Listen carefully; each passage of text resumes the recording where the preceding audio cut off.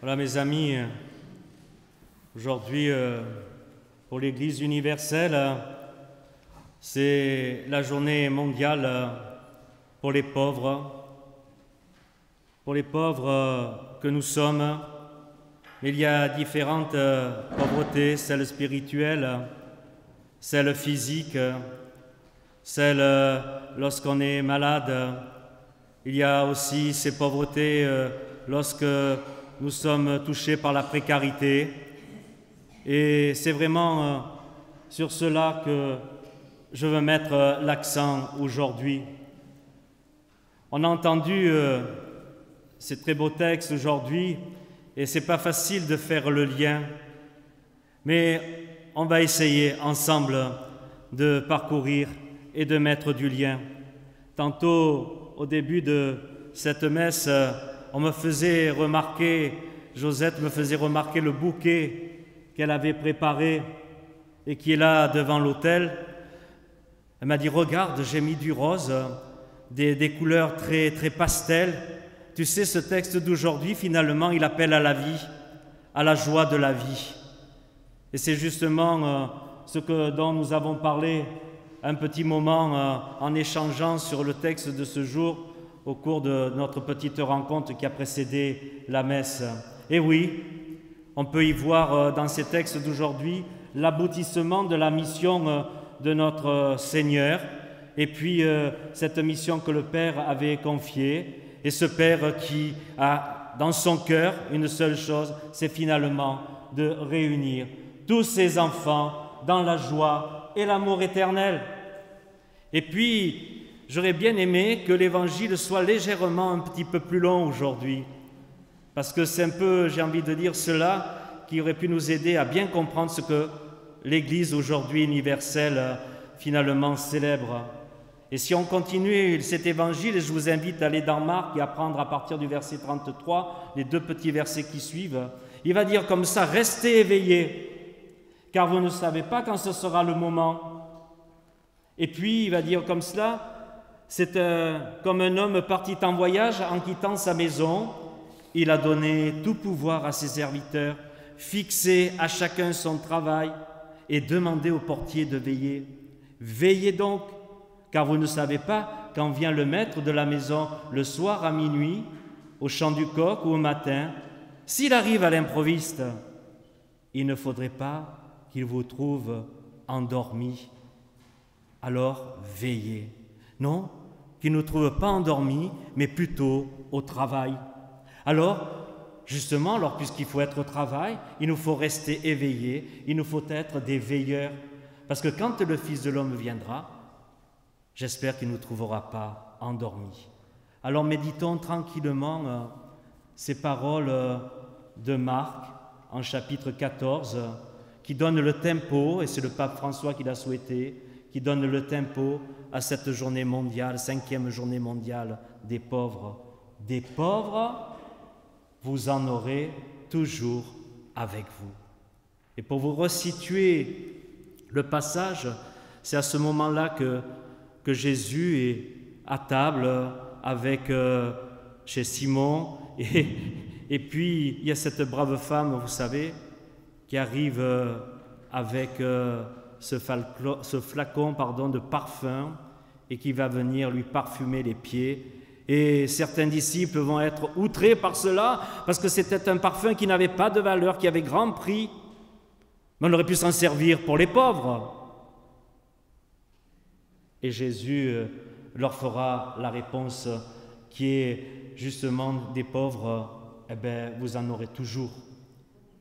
Le pape commente l'attitude finalement et les paroles de Jésus qui aident à comprendre justement ce qu'accomplit cette femme qui parfume les pieds.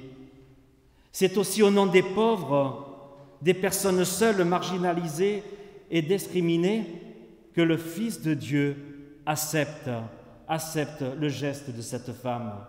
Par sa sensibilité féminine, la femme montre qu'elle est la seule à comprendre l'état d'esprit du Seigneur. Et cette empathie qui est en train d'être vécue entre Jésus et cette femme ouvre une voie féconde à la réflexion sur le lien indissociable qui existe entre Jésus, les pauvres et l'annonce de l'Évangile. Le pape François nous dit ainsi « Les pauvres nous évangélisent car ils nous permettent de redécouvrir de manière toujours nouvelle les traits les plus authentiques du visage du Père. » La nouvelle évangélisation est une invitation à reconnaître la force salvifique de leur existence et à les mettre au centre du cheminement de l'Église. Avec cet avertissement, ceux qui ne reconnaissent pas les pauvres trahissent l'enseignement de Jésus et ne peuvent pas être ses disciples. Alors il me semble qu'il nous faut vraiment être à l'écoute des pauvres, mais pour être à l'écoute des pauvres, il faut aussi leur permettre de prendre la parole. C'est peut-être un petit peu l'histoire de ce fameux synode que l'Église est invitée à vivre, à prendre la parole, mais aussi à les servir. Qu'est-ce qui peut bien t'aider à tenir dans la précarité, dans les épreuves de la vie et à les traverser? Je pense que vous avez une petite idée. Je vais vous faire cette petite proposition. Finalement, ce sont les gestes d'amour partagés. Et si dans ces gestes d'amour, nous laissons la place à Dieu de nous les inspirer, alors oui, nous devenons prochains des faibles, de ceux qui sont dans la misère, et découvrons ce que signifie la fraternité, être frère à Jésus, ce que c'est que accompagner. Et puis il y a ce regard que l'on peut porter sur le pauvre. Est-il responsable de la situation dans laquelle il se trouve? Allez, entre nous, souvent, nous le pensons, mais en fait, si nous approfondissons, ne nous rappelle-t-il pas simplement Jésus qui subit toute injustice, moquerie, bafouée et qui souffre avec celles et ceux qui endurent de n'être pas accueillis, qui endurent l'indifférence? Jésus ira jusqu'à faire corps avec la croix de la souffrance, de la haine, jusqu'à reposer sur la croix de nos pauvretés, sur la croix des pauvres, et en faire jaillir la vie. Jésus-Christ a ouvert dans les ténèbres du tombeau une brèche définitive à la lumière, lumière qu'il est, vie qu'il est. Tout l'Évangile, la bonne nouvelle, ne cesse pas de rappeler cela. Jésus-Christ, loin du Père, a partagé le sort des pauvres avec un point final, les entraîner dans la gloire de Dieu. Et on pourrait reprendre tout simplement le petit verset d'aujourd'hui. Rassembler les élus des quatre coins du monde, depuis l'extrémité de la terre jusqu'à l'extrémité du ciel. Leïla, ça te dit quelque chose? Tout à l'heure, tu nous l'as fait remarquer. Mes amis, le Père par Jésus rend justice et donne la paix aux humiliés. Il prend en considération que chacun peut s'apporter mutuellement quelque chose. Chacun est unique, chacun a une grande valeur. Il n'a pas de prix, sinon celui de l'amour gratuit.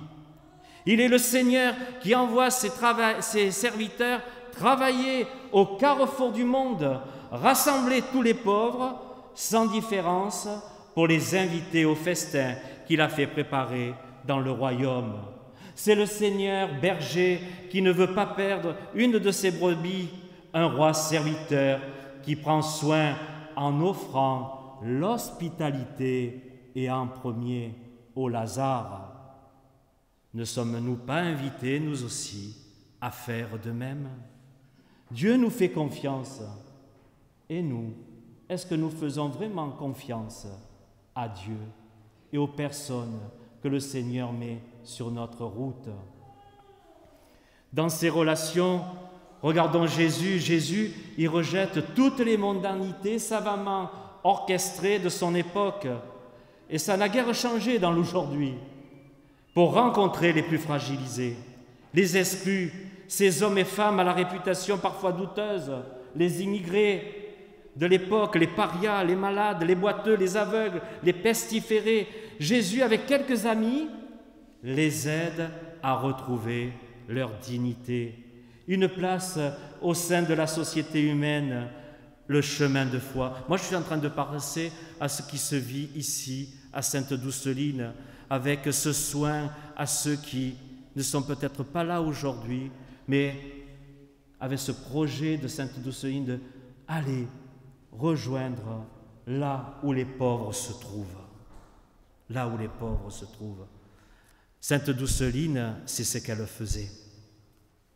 Et puis, retrouver cette dignité, ce chemin de foi, parce que Jésus, finalement, il les libère, il les rend libres. Jésus est venu humaniser par sa divine présence l'humanité. Et je ne peux que penser à des propos d'un prêtre qui me tient assez régulièrement, qui s'appelle Noël, qui dit ainsi: plus je me divinise, plus je m'humanise, plus je m'humanise, plus je me divinise. Eh oui, chrétien, je suis un petit Christ, un oint du Seigneur. C'est ce que me confère le baptême, conformer au Christ pour être des Christ, non à notre manière, comme nous voudrions l'être, mais à la manière de celui qui nous a consacrés et qui nous envoie porter sa bonne odeur dans le monde, sa charité qui pousse la tendresse, la présence auprès des plus pauvres, à l'humilité dans le service, à l'action de grâce dans la confiance, à prendre soin de nos frères et sœurs démunis, touchés par la faim, la soif de présence et d'amour. Alors, quelle réponse? Quelle réponse donner à Jésus sur la croix des pauvres d'aujourd'hui qui crie « J'ai soif ». Jésus n'attend pas de nous des lamentations, mais une présence et des actes. Rejoindre nos amis en difficulté dans leur combat pour exister. J'ai envie que tu vives, j'ai envie que tu existes. C'est le « j'ai soif » de Jésus sur la croix. J'ai envie que tu vives, j'ai envie que tu existes. Est-ce que nous arrivons encore aujourd'hui à entendre ce « j'ai soif » et à dire à son frère et sœur de la rencontre « je veux que tu vives, je veux que tu existes ». Allons-nous, oui, enfin concrétiser cela? Allons-nous sortir du confort de nos fauteuils assis devant un écran qui montre la misère et qui fait jaillir parfois quelques larmes pour enfin vraiment se joindre à celles et ceux qui sont déjà au travail dans le monde et sur notre paroisse, les mains dans la boue, les conférences Saint-Vincent, le secours catholique, hiver solidaire, les visiteurs de malades, ceux qui approchent le deuil, la pastorale du deuil, et j'en passe. Oui, est-ce que nous sommes prêts à se joindre à toutes celles et ceux qui ont déjà les mains dans la boue? Nous sommes vaccinés, et moi ça m'agace à la fin, c'est pour ça que je vous le partage, par ces propos, nous ne pouvons pas prendre toute la misère du monde. Ben écoutez, franchement, moi il me semble que cela, et surtout quand je l'entends dire par les chrétiens, par des chrétiens, je dis, ils sont en train de se justifier et de se donner bonne conscience, parce que si simplement chacun prenait une part, est-ce que nous ne sommes pas capables de prendre tout simplement une part, celle qui me revient? On n'a pas à prendre toute la misère du monde, mais si on prend une part, si chacun d'entre nous prend une part, réfléchissons à cela. Et puis, vous savez, il y a ces belles paroles de l'abbé Pierre. Si aimer ne signifie pas servir le prochain avant moi, s'il est moins heureux que moi, qu'est-ce que cela signifie? Oui, si aimer Dieu ne signifie pas servir le prochain avant moi. Et pour pousser peut-être un peu plus loin la réflexion, Nous sommes heureux que le Christ Jésus a porté et porte encore nos propres pauvretés. Cela nous réjouit bien et nous réconforte. Eh bien alors, pour nos frères, serons-nous des bons samaritains ou des Caïns? Vous savez, Caïn, quand il dit comme ça, je ne suis pas concerné par mon frère, je ne suis pas responsable de lui. Serons-nous des bons samaritains? Parce que la résonance des paroles de Caïn, c'est l'égoïsme, la convoitise qui lui feront dire cela et qu'il nous faut vraiment combattre. Oui, la pauvreté interpelle tous les jours, ces multiples visages marqués par la douleur, par la violence, par le manque de travail, la perte d'un toit. En certains lieux, et je l'ai exprimé tout à l'heure, c'est la guerre, c'est l'exil, les migrations forcées. Et puis en face, on a ces richesses insolentes qui s'accumulent entre les mains de quelques personnes, de quelques privilégiés. Eh bien, le chrétien ne peut pas rester inerte, demeurer inerte, résigné, se laisser anesthésier par la pauvreté. Ici, il n'y a pas de place pour des paroles vides. Seul l'amour doit parler. Seul l'amour doit parler dans des actes concrets. Et rappelez-vous ce petit passage en Saint Jean. Petits enfants, n'aimons pas en parole, ni par des discours, mais par des actes et en vérité. Et je pense que lorsque vous vous dites « je t'aime », à un certain moment, vous vous embrassez, vous vous prenez dans les bras. Il en est de même avec les pauvres. Oui, un pauvre cri, le Seigneur entend, nous dit le psaume. Il me semble que ce monde, et notre paroisse en particulier, a besoin de beaucoup de Saint François d'Assise, a besoin de beaucoup de Sainte Douceline, a beaucoup besoin d'Abbé Pierre. Et j'ai même envie de dire, puisque beaucoup font partie des fraternités Saint-Philippe Néri, de Saint Philippe Néri, qui n'avait de cesse d'avoir la porte ouverte et d'accueillir tous les pauvres à Rome. Et de saintes personnes aussi, parce qu'il faut de la discrétion, qui mettent en pratique la prière et l'Évangile, et qui dans leur cœur, n'ont de cesse de laisser résonner, oui, enfin, celle-là, celui-là, il a la tête, elle a la tête hors de l'eau. Et puis, oui, mais il y a les autres, Voir Jésus en la personne du pauvre, nous dit sainte Bernadette, d'où être en vérité par une rencontre authentique avec les pauvres, afin de donner lieu à un partage, à un vivre ensemble, à la fécondité de l'amour, et le pauvre ne devient pas un esclave de la charité, dépendant de celui qui fait l'œuvre. Non, il n'a pas à devenir cela. Il n'a pas à subir une charité administrative, syndicaliste, fonctionnaire. On a fait nos 35 heures, c'est bon, on passe à autre chose. Ou, ça y est, j'ai fait ma BA. Non, le pauvre n'a pas à subir cela. Parce que la charité, comme le dit Monseigneur Audin, n'a point d'heure. Vous savez, la petite piécette que l'on distribue, je vais m'arrêter, la petite piécette que l'on distribue, essayons de la distribuer avec une attention particulière. C'est bien la petite piécette. Attention, formidable, bravo. Comment tu t'appelles? Quel est ton nom? La petite piécette, c'est pour faire une rencontre, une belle rencontre. Et puis, oui, regardons ces personnes comme on regarde une autre personne. C'est lourd de ça, Sainte Bernadette qui disait, elle me regardait comme une personne regarde une personne. Apprenons à nous regarder comme des personnes à part entière. Il a un nom, il a un prénom, il a un vécu. Et on parle beaucoup de virus. Mais écoutez, laissons le virus de la charité et de la miséricorde du Seigneur nous contaminer. Et je vous propose comme vaccin antidote celui de l'Esprit Saint. Les 3 TA, écoutez bien, c'est mon invention, je ne suis pas Gilles Le Tourneur, moi-même, enfin les 3 TA. Ton, talent à toi, aimer, ton talent à toi, aimer. Laissez-vous vacciner par cela, vaccinez-vous avec cela. Ton talent à toi, c'est d'aimer. Alors, aime.